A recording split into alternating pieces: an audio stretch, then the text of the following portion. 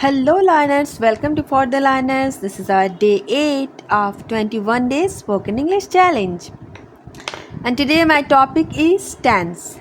Yes learners, today I am going to discuss about tense.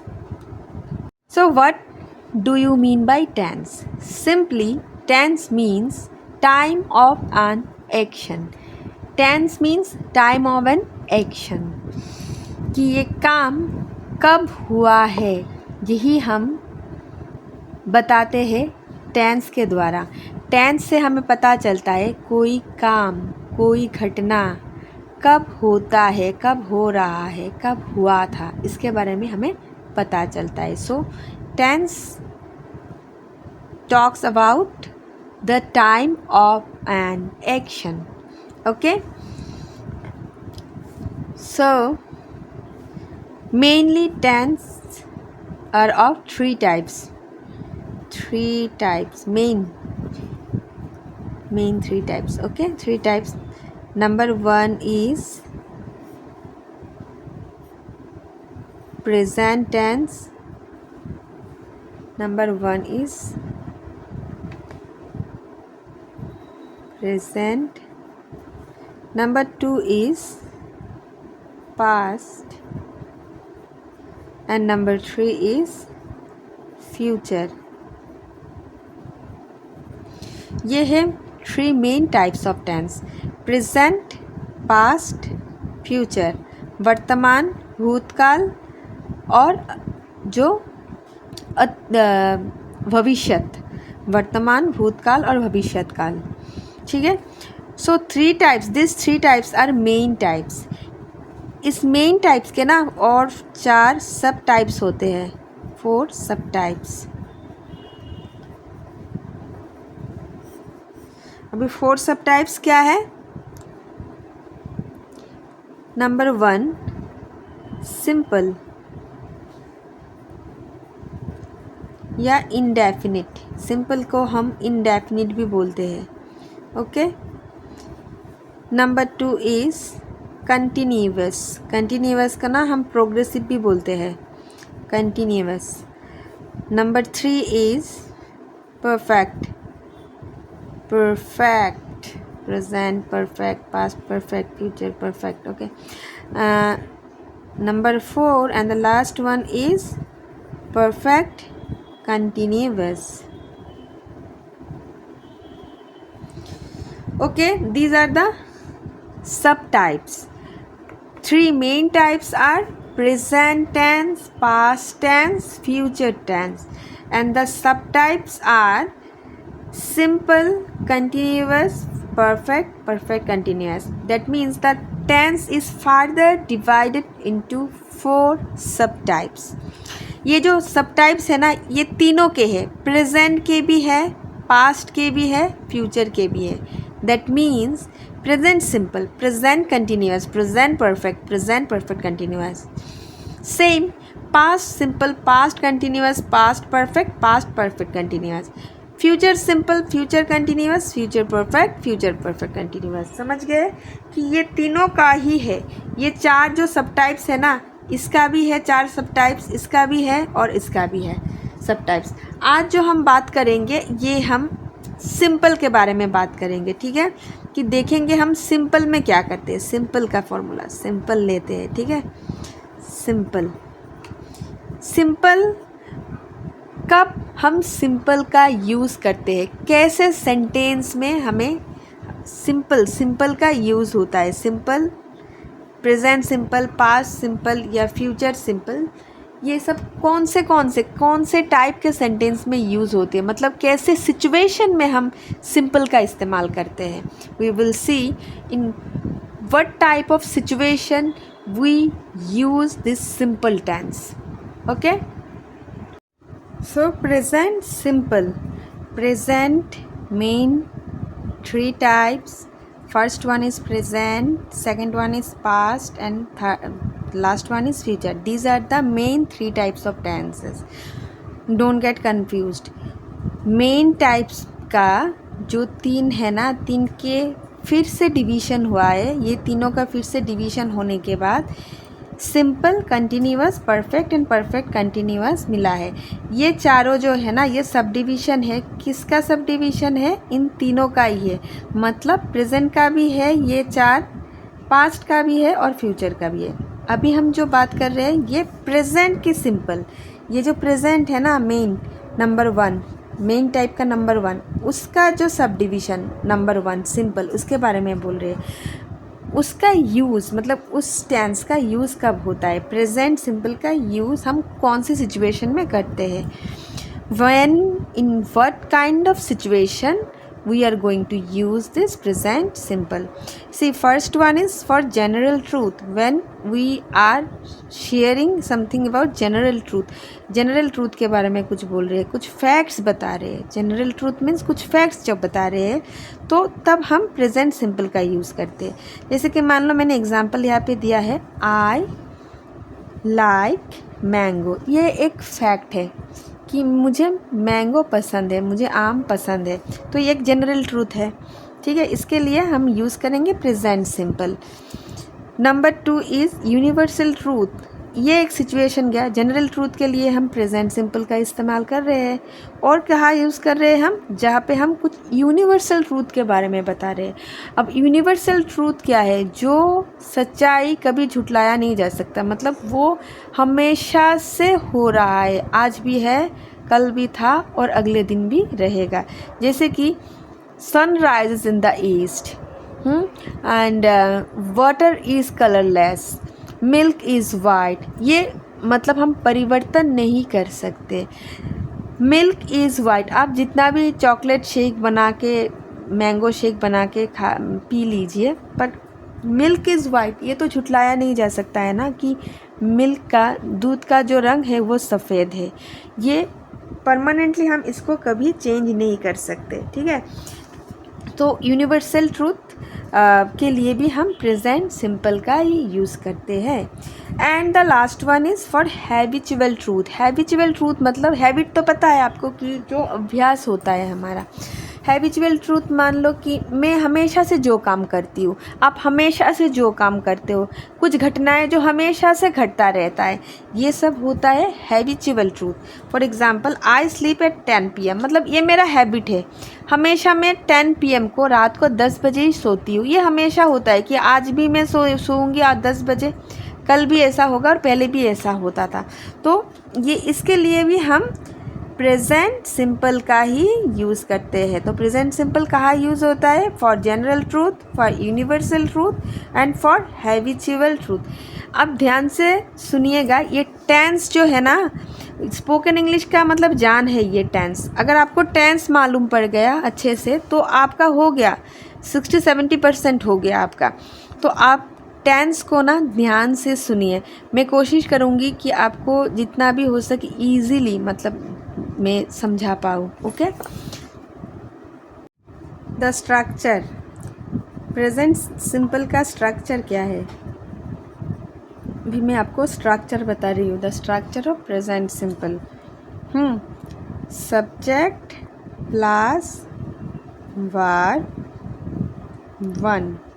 Present simple में क्या रहता है? प्लस ऑब्जेक्ट हो भी सकता है, नहीं भी हो सकता है। बस आप ये जान लीजिए, सब्जेक्ट प्लस वर्ब 1, यही है प्रेजेंट सिंपल का स्ट्रक्चर। अभी वर्ब 1 क्या है?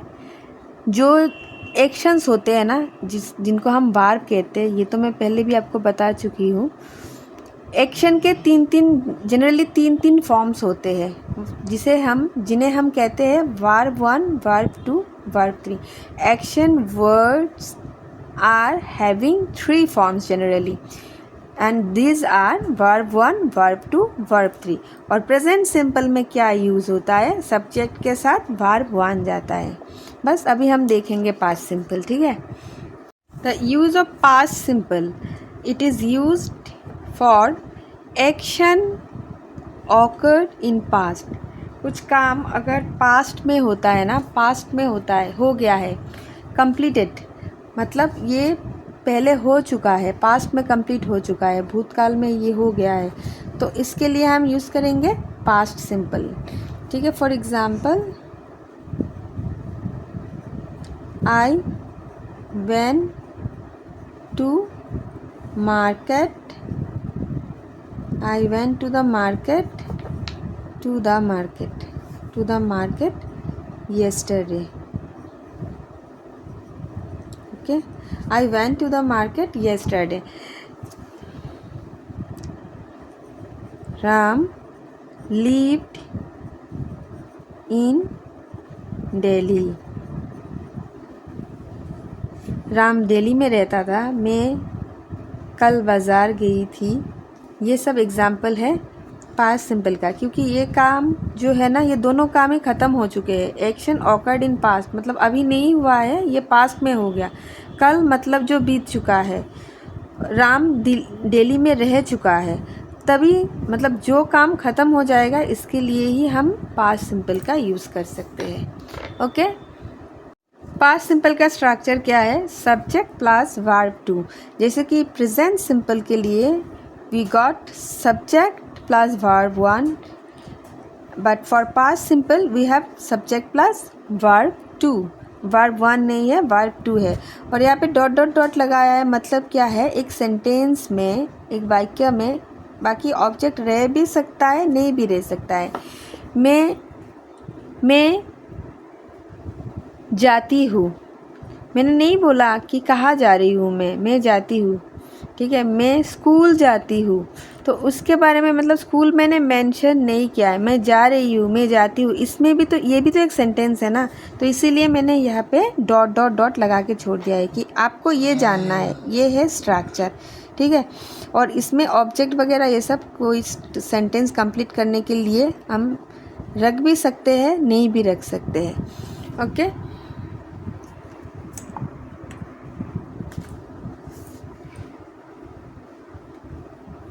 फ्यूचर सिंपल जो है, फ्यूचर सिंपल क्या है? For future plan. फ्यूचर का मतलब क्या है? जो भावी काल में, मतलब जो हुआ नहीं है अभी, जो होने वाला है, जो होगा, जो हमारे प्लानिंग में है। For future plan, it is used for future plan. For example, I will complete this lesson। मैं ये लेसन कंप्लीट करूँगी। अभी किया नहीं है, फ्यूचर प्लान है मेरा, मैं करूँगी ये। आई छोड़ दीजिए, आई को छोड़ दीजिए, हमेशा आई की क्या ज़रूरत है, कुछ और भी दे सकते हैं हम subject. He will reach tomorrow। Suppose someone is coming at your place और आप बोल रहे हैं कि he will reach tomorrow। ये वो कब आएगा? आप बोल रहे हैं कि वो कल आएगा। अभी हुआ नहीं है ना ये एक्शन। फॉर फ्यूचर प्लान, अभी फ्यूचर प्लान में है ये। फ्यूचर एक्शन मतलब जो होगा, जो अभी तक हुआ नहीं, इसके लिए हम यूज़ करेंगे। तो फ्यूचर सिंपल जो फ्यूचर के फैक्ट्स के बारे में बताता है, फ्यूचर प्लान के बारे में बताता है, फ्यूचर एक्शंस के बारे में बताता है, मतलब जो अभी तक हुआ नहीं वही बताता है फ्यूचर सिंपल। और इसका स्ट्रक्चर कैसा होगा? फ्यूचर सिंपल का स्ट्रक्चर होगा, and the structure will be subject plus shell will plus verb one. शायद आपको याद है, मैंने बताया था ना आपको, बी वर्ब जब समझाई थी तो बी वर्ब में हमें मिला था कि फ्यूचर में क्या मिला था? शैल विल मिला था। वही शैल विल अब काम आने वाला है, क्योंकि फ्यूचर के स्ट्रक्चर में ये आएगा, subject plus shell will plus verb one. याद रखना, पास्ट सिंपल के लिए वर्ब टू, फ्यूचर सिंपल के लिए वर्ब वन, बट उससे पहले शैल विल का यूज़ करना पड़ेगा, shall will plus verb one. और प्रेजेंट सिंपल के लिए सब्जेक्ट प्लस वर्ब वन। ठीक है, subject plus verb one. Subject for example, you are the subject. अगर आप काम कर रहे हैं तो you are the subject. You plus go, you go, आप जाओ। गो वर्ब वन है, तो यू गो हो गया प्रेजेंट सिंपल का सेंटेंस, आप जाओ, आप जाओ, you go, you is the subject, verb one, go is the verb one. ठीक है, पास्ट सिंपल में हम क्या बोल सकते हैं, सेम अगर वही सेंटेंस लेंगे तो हम बोल सकते हैं यू अगर सब्जेक्ट है तो वर्ब 1 नहीं आएगा, यहाँ पे क्या आएगा, वर्ब 2 आएगा। तो गो वर्ब जो है, मैंने बताया ना हर एक एक्शन का 3-3 फॉर्म होता है, तो गो वर्ब का भी 3-3 फॉर्म है। So if the verb 1 is go, verb 2 is went, go went gun. ये जो सारे चीज़ें हैं ना आपको लर्न करना पड़ेगा। Without learning you can not keep in your mind.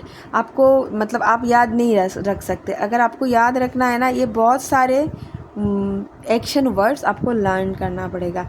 At least 200 अगर एक्शन वर्ड्स मतलब वर्ब 1, वर्ब 2, वर्ब 3 आप लर्न करेंगे ना, काम चल सकता है।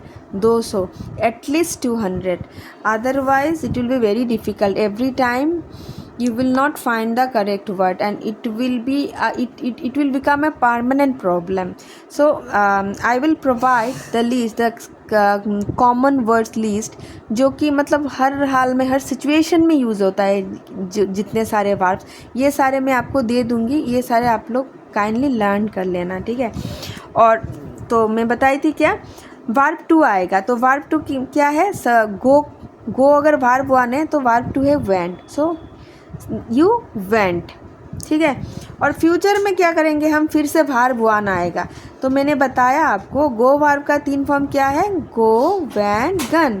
तो अभी अगर सब्जेक्ट ले लीजिए दे है सब्जेक्ट, तो दे के साथ कौन जाएगा, विल जाएगा। They will plus verb 1, so they will go. हमने गो वर्ब लिया है। गो वर्ब का एग्जाम्पल्स मैं आपको बता रही हूँ, इसीलिए मैं बता रही हूँ। आप इसमें गो वर्ब के बारे में, गो वर्ब लिया है इसलिए मैं गो वर्ब बोल रही हूँ। आप कुछ भी वर्ब लीजिए, अकॉर्डिंगली आपको चेंज करना पड़ेगा, वर्ब 1, वर्ब 2, वर्ब 3।